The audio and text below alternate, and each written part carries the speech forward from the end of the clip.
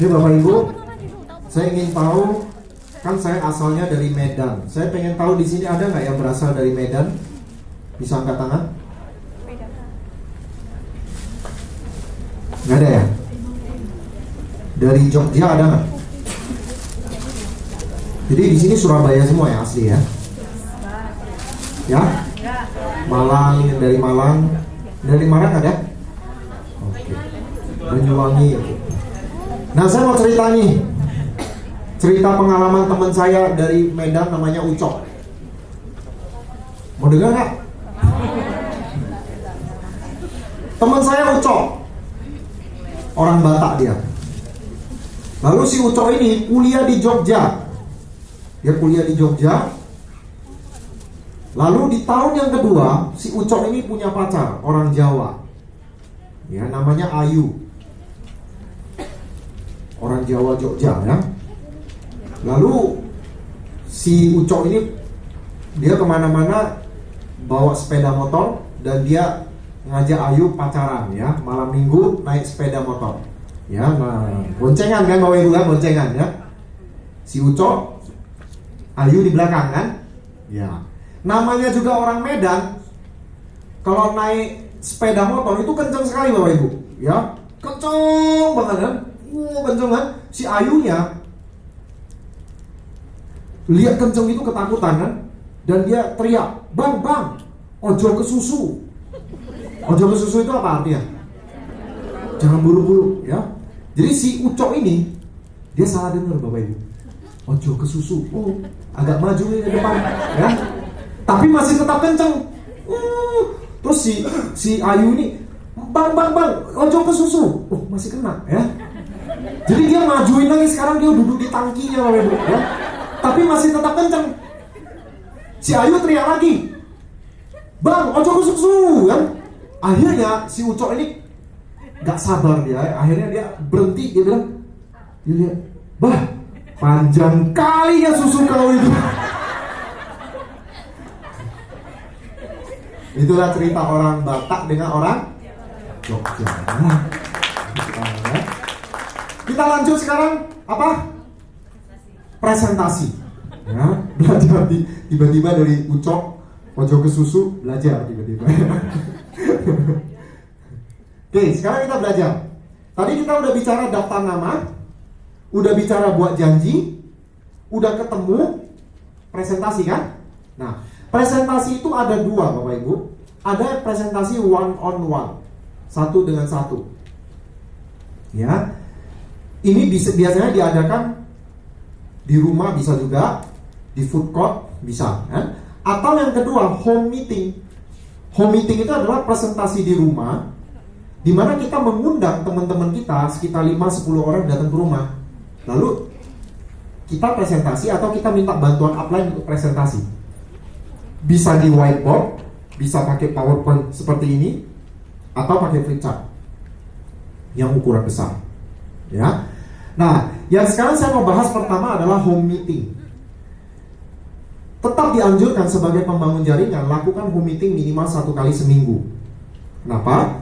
Karena kalau ini diduplikasi, itu akan kencang sekali bisnis Anda. Anda bisa bayangkan nggak, kalau Anda one on one 5 orang, ya, 1 orang 2 jam, itu Anda butuh 10 jam untuk 5 orang. 10 orang berarti Anda butuh 20 jam, ya kan?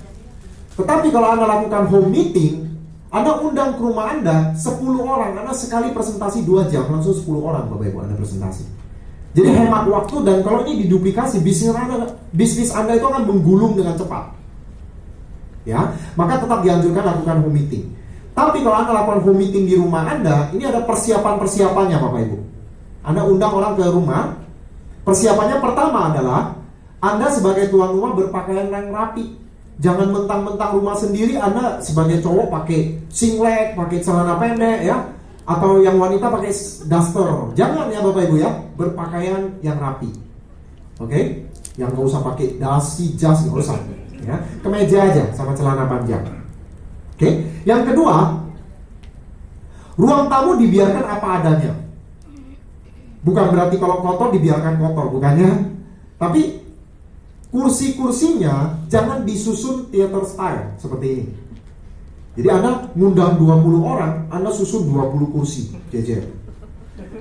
Tidak disarankan Bapak Ibu. Kenapa? Karena kalau Anda undang 20 orang, yang datang belum tentu 20 kan? Kalau mereka 20-nya bilang ya semua, yang datang paling banyak 10.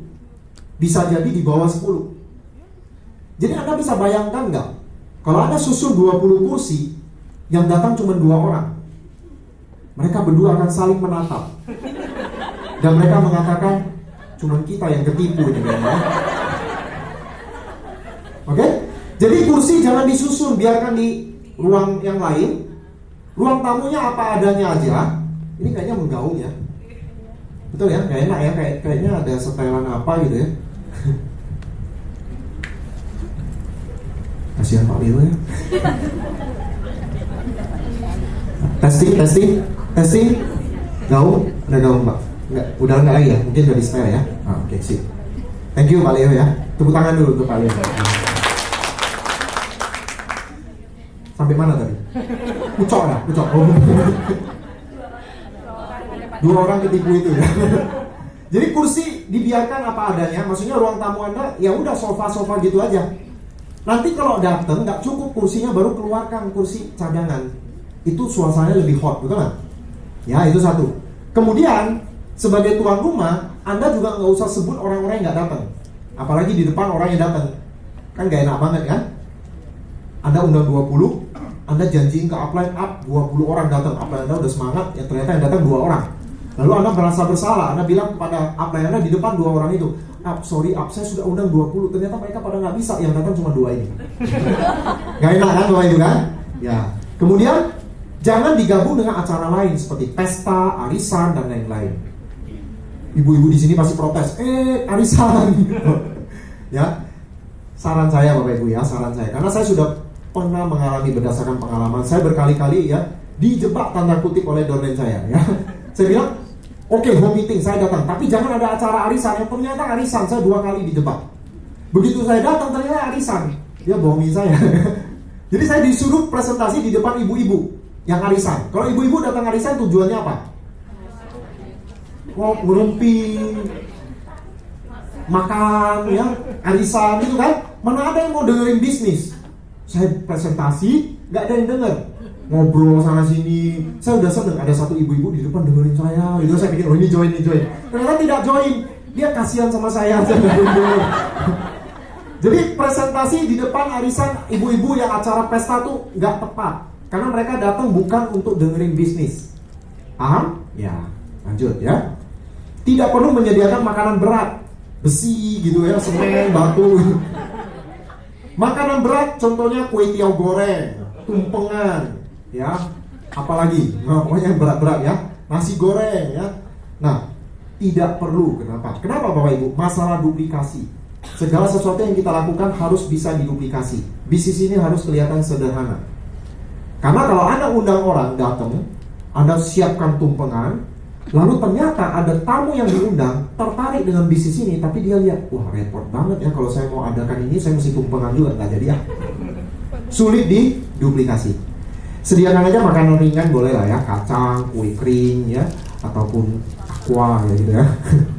Kemudian brosur produk MCA dan lain-lain jangan dikeluarkan. Nano spray ditaruh, jangan ya. Supaya jangan sampai ada pembahasan mengenai bisnis sebelum presentasi. Ada tamu datang, beberapa orang kumpul, presentasi belum dilakukan ya. MCI, lalu ngobrol, nano spray, oh iya teman saya beli kemarin rusak gitu. Terus ini bonusnya itu katanya harian ya, enggak, ada yang pernah nggak ditransfer dan sebagainya. Oh ngobrolannya nggak positif, ya. Jadi jangan dikeluarkan. Hindari hal yang mengganggu, anak kecil, TV, hewan piaraan itu kan, itu dipisahkan dulu ya. Anak kecil di-silentkan dulu ya, digetarkan kalau bisa. Anak kecil titip dulu ya, titip, jangan sampai mengganggu. Bayangkan kalau upline Anda presentasi, ada anak kecil gitu pegang-pegang kakinya upline Anda ya. Anak kecil pasti lebih lucu dari upline Anda, betul? Ya ini yang menarik perhatian kan, orang nggak fokus ya. Jadi hindari yang mengganggu dan perkenalkan pembicara sebelum dimulai. Di startup pack kan ada kan, ada cara memperkenalkan upline kan. Anda buka acara dengan jangan mengucapkan terima kasih kepada yang datang. Anda cukup bilang senang sekali melihat kehadiran Bapak Ibu. Jangan bilang terima kasih kesannya seolah-olah Anda datang menguntungkan yang tuan rumah ya. Padahal kita punya postur kan, kita menawarkan bisnis yang bagus ya. Acara dimulai tepat waktu. Dan juga kalau ada sesi tanya jawab, Anda sebagai tuan rumah gak perlu nanya. Ini sering terjadi juga ya. Ini tuan rumah ngundang 10 orang, apply-nya presentasi. Harusnya tuan rumah di posisi sama dengan presenter kan. Waktu gila ada pertanyaan kan yang nanya harusnya 10 orang prospeknya. Tuan rumahnya tanya, itu bonus jamin di transfer nggak? Masa ini yang ngundang dia yang ragu-ragu gitu kan. Nah oke, sekarang kita lanjut. Itu tadi home meeting. Yang tadi itu home meeting ya, persiapannya ya. Nah sekarang saya lanjut lagi presentasi one on one. Maksimum 1 jam. Itu sudah termasuk basa-basi dan tanya jawab. Jadi kalau Anda lakukan one on one, entah itu nanti Anda datang ke rumah prospek, satu lawan satu presentasi, ataupun ketemu di cafe, di food court, di tempat umum ada presentasi, itu totalnya jangan terlalu lama. Termasuk basa-basi, termasuk tanya jawab, termasuk presentasinya totalnya 1 jam aja. Ya, kalau presentasi paling kan 20 menit udah selesai ya. Paling lama juga 30 menit. Jadi yang lain-lain buat yang closing dan lain-lain ya. Oke, jadi 1 jam totalnya. Nah, presentasi itu didahului dengan connecting. Kalau Anda mau presentasi kan nggak mungkin begitu ketemu sama prospek Anda, begitu dia duduk, Pak, kita mulai ya Pak, langsung presentasi kan nggak mungkin ya. Belum ada pemanasan dulu, harus connecting dulu ya. Kita istilahnya menyamakan frekuensi. Frekuensinya sama dulu. Supaya apa? Jangan terlalu tegang, relax dulu, mencairkan suasana. Itu namanya connecting dulu kan. Nah, connecting ini juga bertujuan untuk menghubungkan dengan presentasi, supaya nyambung gitu kan. Nggak tiba-tiba, Pak oke, presentasi. Nggak seperti itu. Ada connectingnya, sambungannya. Jadi mencairkan suasana supaya relax. Karena kalau orang sudah relax, sudah nyaman, ketegangannya rendah, kepercayaannya tinggi Bapak Ibu. Ya, dia makin percaya kepada Anda. Ya, jadi maka ciptakan suasana cair dulu ya. Jangan masuk ke presentasi dulu. Cairkan suasana. Caranya gimana? Tetap bisa berlaku yang form tadi. Family, occupation, recreation, message itu kan. Family, gimana keluarga Pak? Baik-baik Pak. Atau kalau Anda baru kenal dia, baru pertama kali kenal dia, Anda bisa tanya dulu, Pak tinggal di mana Pak? Ya, bergerak di bidang apa? Sudah berkeluarga, anak berapa? Itu dulu ya, mencairkan suasana. Nah, Anda juga bisa mencairkan suasana dan connect ke presentasi dengan menggunakan buku. Misalnya Anda bisa pakai buku Robert Kiyosaki ya, Cash Flow Quadrant bisa. Atau sekarang banyak juga yang pakai buku ini, Bisnis Abad ke-21. Ini juga Anda bisa gunakan untuk prospecting ya. Anda bisa tanya, Pak, Bapak pernah baca buku Bisnis Abad ke-21 nggak dari Robert Kiyosaki? Buku itu menceritakan ada bisnis yang sangat ideal dijalankan di abad 21 ini. Ya, nah, bisa masuk ke sini. Dari sini ujung-ujungnya mengarah kepada cash flow quadrant. Employee, self-employed, business owner, investor, kuadran kiri, kuadran kanan yang ada di flip chart. Yang Anda sudah tahu, betul? Jadi dari situ connecting langsung masuk ke cash flow quadrant. Pak, ada active income, ada passive income. Kira-kira penghasilan saat ini active income atau passive income? Suatu saat active income akan berhenti. Suka tidak suka, umur 55 orang berhenti kerja. Tapi kebutuhan apakah akan berhenti? Kebutuhan akan terus naik kan? Nah, jadi ini masalah serius, bahwa kita butuh passive income. Karena active income pasti berhenti. Pak, kebayang nggak Pak? 5 tahun dari sekarang kehidupan seperti apa yang Bapak inginkan? 5 tahun dari sekarang. Kalau sekarang anak Bapak umurnya 12 tahun, 5 tahun lagi umur 17. Masuk kuliah dia. Apakah Bapak sudah siapkan biaya kuliahnya? Mau kuliah di mana? 5 tahun lagi Bapak udah punya planning nggak penghasilan berapa? Ya itu udah mulai masuk ke presentasi kan? Nah, lalu ini paling penting Bapak Ibu, cari tahu apa yang menjadi prioritas utama prospek Anda. Anda gunakan ini flip chart, ada slide ini. Pernah lihat? Apa prioritas utama Anda? Ini adalah slide yang paling powerful yang Anda bisa gunakan untuk memulai presentasi dan juga Anda gunakan ketika Anda follow up. Dengan slide ini, Anda mencari tahu apa yang paling penting dalam hidup orang itu. Teman Anda itu, prospek Anda itu, hot button-nya itu apa? Impiannya itu apa? Impiannya apakah untuk bahagiakan keluarga, atau impian yang mendesaknya saat ini adalah punya rumah, atau mobil, atau dia pengen punya lebih banyak waktu, atau pendidikan anak, atau lunasi hutang. Jadi Anda jangan sok tahu, kita jangan sok tahu Bapak Ibu. Jangan datang lalu presentasi hebatnya bisnis MCI. Pak, MCI ini ya, Bapak bisa dapat banyak waktu nanti. Padahal pengangguran dia. Pak, bisnis ini Pak, Bapak bisa jalan-jalan ke luar negeri. Padahal dia gak suka jalan-jalan ke luar negeri. Jadi jangan sok tahu. Kita tanya dia, Pak, orang-orang jalankan bisnis ini karena 10 hal ini. Boleh saya tahu nggak, bagi Bapak yang paling penting apa? Kalau 10 hal ini Bapak cuma boleh pilih satu, pilih apa? Diam, tunggu dia yang jawab. Kalau dia bilang pengen punya usaha sendiri, tanya lagi, kenapa pilih itu Pak? Udah bosan kerja. Oke Pak, mudah-mudahan apa yang saya jelaskan bisa jadi solusi untuk Bapak. Dan ketika Anda lakukan presentasi, berusaha untuk mengkaitkan bisnis ini sebagai solusi untuk apa yang paling penting buat dia. Ya, saya pernah ketemu ibu-ibu yang prioritasnya adalah beli mobil. Saya presentasi, saya bilang, Bu, kalau kita kerjasama, dalam waktu 1 tahun ke depan, Ibu punya penghasilan pasif tambahan 20 juta per bulan dari bisnis ini. Ibu bisa nggak beli mobil itu? Oh iya, udah mulai bisa cicil. Kaitkan bisnis ini sebagai solusi untuk dia. Ketika Anda presentasi, yang ada di pikiran prospek itu ada 3 Bapak Ibu. Yang pertama adalah, ini nyata nggak? Bisnis ini real nggak sih? Atau jangan-jangan bisnis tipuan? Itu pertanyaan mereka. Pertanyaan kedua, apa untungnya buat saya? Yang ketiga, saya bisa nggak? 3 pertanyaan itu. Jadi ketika Anda presentasi, usahakan menjawab 3 pertanyaan itu. Pertanyaan pertama, apakah ini nyata? Anda bisa tunjukkan ini nyata dengan memperlihatkan contoh bonus. Misalnya ada contoh bonus upline yang sudah ada, Anda bisa lihat nih contoh bonus upline seperti ini ya. Bonus saya seperti ini, misalnya Anda punya bonus ya. Lalu promosikan VIP, acara pertemuan mingguan. Di Surabaya ini kita ada pertemuan mingguan setiap Kamis nih. Atau di Jakarta kita setiap Kamis malam.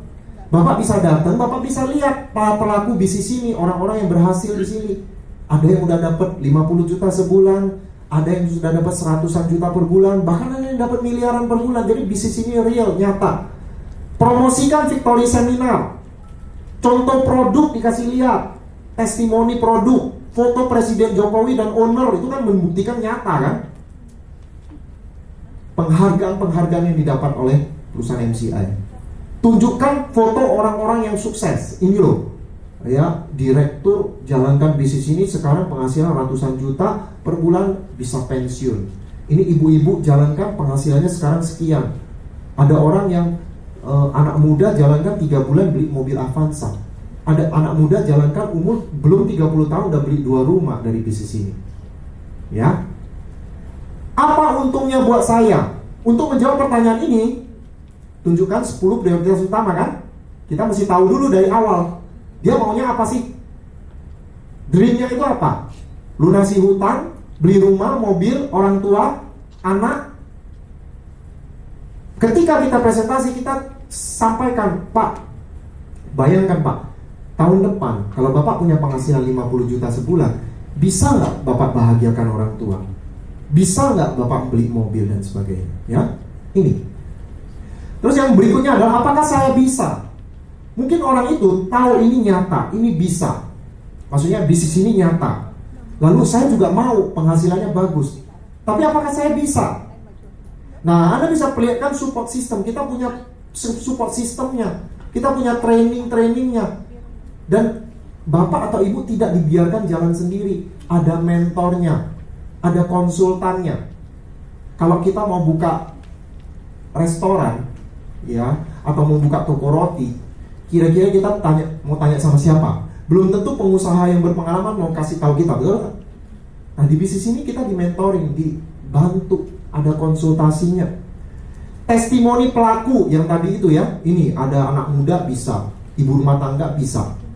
Ya, ini semua menunjukkan bahwa oh mereka bisa. Bisa paham? Jadi ada berapa pertanyaan yang ada di pikiran prospek? 3. Ya, apakah bisnis ini nyata? Apa untungnya buat saya? Untuk apa? Ya, jangan terjebak menjelaskan betapa hebatnya MCI dan lupa menanyakan apa impian orang itu. Jadi ketika kita presentasi, sebenarnya kita menawarkan solusi untuk impian mereka, bukan promosi hebatnya MCI. Jadi cari tahu dulu apa prioritas utamanya, baru tunjukkan bisnis ini solusi untuk mereka. Ya.